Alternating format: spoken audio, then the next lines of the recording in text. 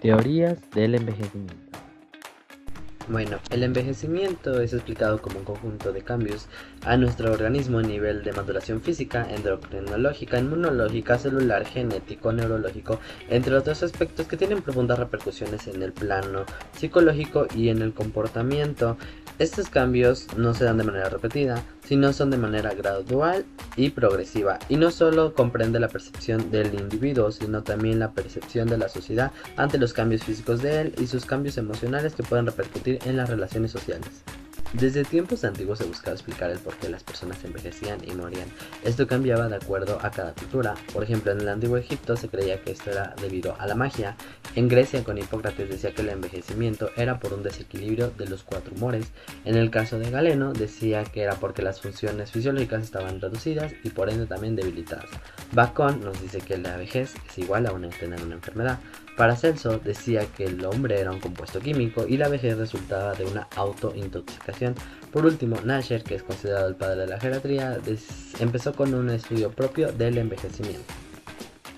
La gerontología, que es la ciencia que estudia el proceso de envejecimiento desde un enfoque biopsicosocial, nos dice que existen las teorías físicas o biológicas del envejecimiento, las teorías psicológicas y las sociológicas o sociales.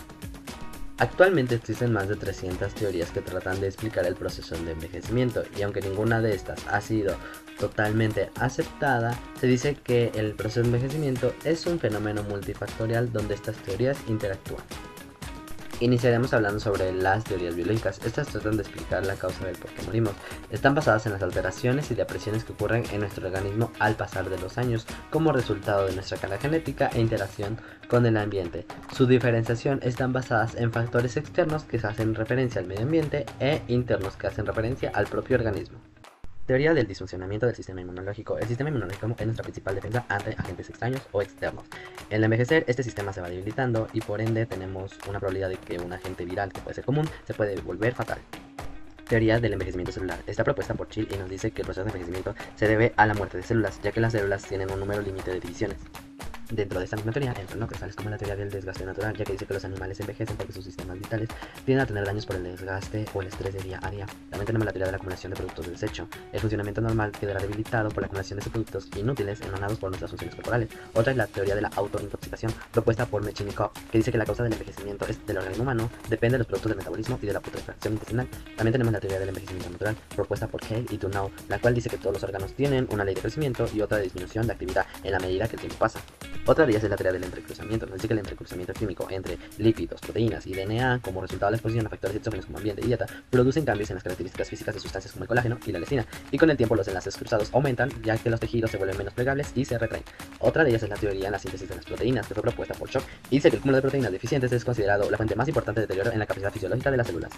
Por último, dentro de las teorías de envejecimiento celular encontramos la bioquímica o de los radicales libres. Esta fue propuesta por Arnall, quien dice que la vejez es atribuida a los radicales libres y a los peróxidos endógenos, por lo que la causa es más celular que tisular. Se refiere a una reacción química compleja que se produce cuando ciertas moléculas reaccionan con el oxígeno y se separan para formar elementos sumamente reactivos o radicales libres de oxígeno, los cuales son inestables y altamente reactivos, por lo que reaccionan con distintas moléculas, alterando la composición de esta última y consiguiente su función queda defectuosa. En las teorías genéticas se relaciona el envejecimiento con la evolución. El enfoque genético afirma que el envejecimiento está determinado por la expresión de los genes y su interacción con el entorno. Estas teorías tratan de explicar de qué forma las mutaciones pueden o no ser benéficos para el envejecimiento, reconociéndolas como el motor que impulsa la evolución y la selección natural. Dentro de estas teorías encontramos la programación genética propuesta por Boulier, la cual dice que la vejez sería consecuencia del accidente genéticamente programados en las cadenas de ADN. Otra es la mutación genética o mutación somática, propuesta por Leo Szilard en 1959. Sostiene que el envejecimiento es el resultado de la acumulación progresiva de mutaciones aleatorias en el ADN de las células somáticas a lo largo del tiempo. Estos cambios genéticos irreparables disminuyen la función celular, llevando al desgaste, la senescencia y finalmente la muerte celular. Por último, dentro de esta teoría tenemos el acortamiento de los telómeros, que son secuencias repetidas de ADN ubicados en los extremos de los brazos de los cromosomas y proteínas asociadas, cuya función es proteger a los cromosomas. Estos se acortan en cada división celular y eventualmente son demasiado cortos para permitir una nueva mitosis, lo que podría conducir al fin de la capacidad mitótica o límite de Hayflick. Teoría del error catastrófico, propuesta por Leslie Orger en 1963, sugiere que el envejecimiento resulta de la acumulación progresiva de errores en la síntesis de proteínas y ADN. Estos fallos moleculares se acumulan con el tiempo debido a agresiones externas, provocados finalmente una catástrofe que altera la homeostasis celular y lleva a la muerte. Teoría del antagonismo pleitrópico. La pleitropía se refiere a que un solo gen afecta a múltiples rasgos fenotípicos. El antagonismo se refiere a que ese mismo gen produce efectos opuestos positivos al principio de la vida, pero negativos al final de esta. En esta se plantea que la buena salud o un envejecimiento exitoso va a ser mientras el paciente se mantenga activo física, mental y socialmente. pues va a tener como beneficios mejor autoestima, mejor salud mental y menos depresión. El desarrollo psicosocial. El autor es Erik Erikson.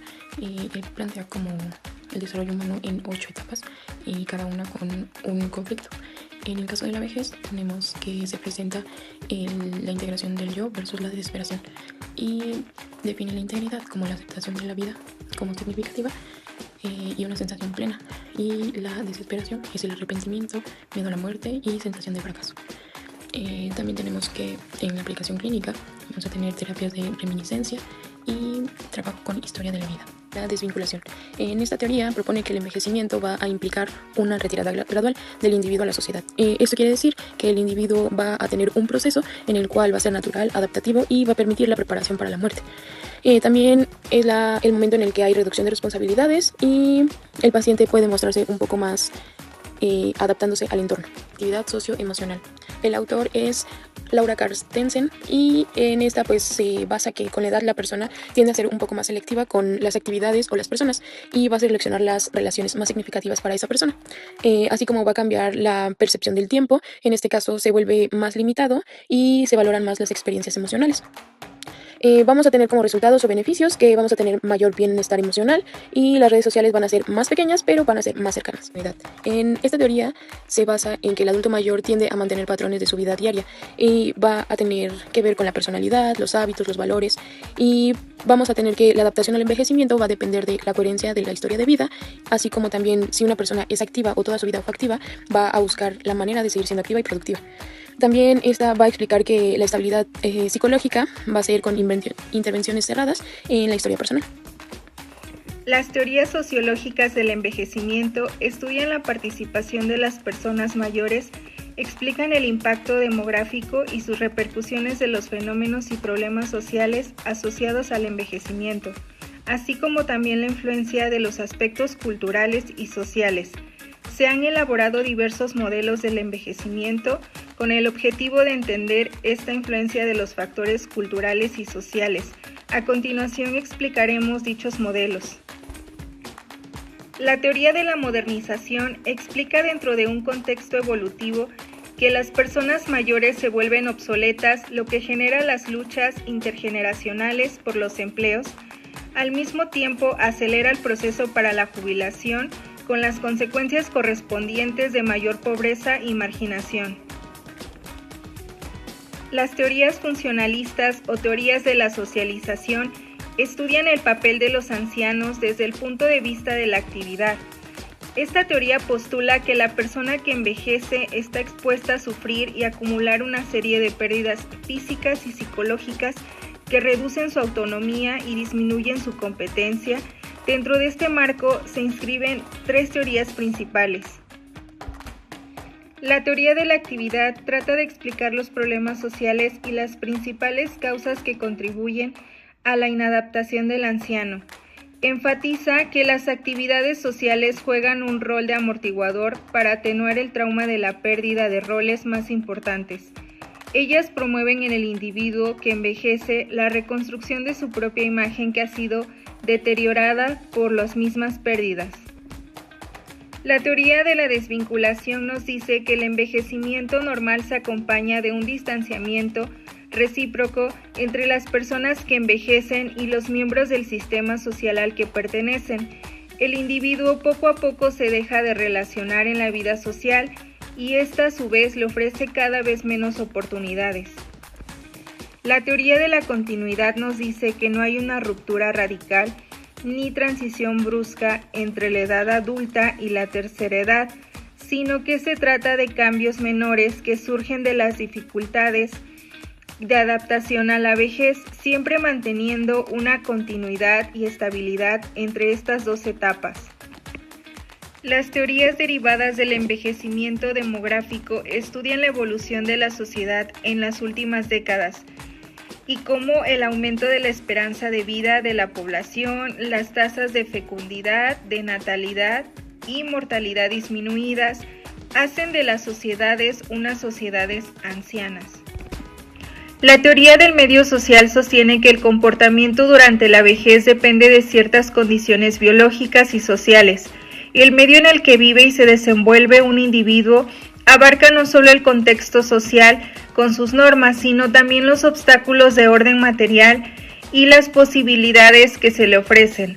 Según esta teoría, en el nivel de actividad de un individuo influye la salud, el dinero y los apoyos sociales.